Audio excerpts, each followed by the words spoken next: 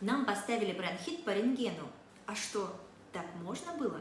Часто в заключениях рентгенолога может быть написано: усиление легочного рисунка, признаки бронхита.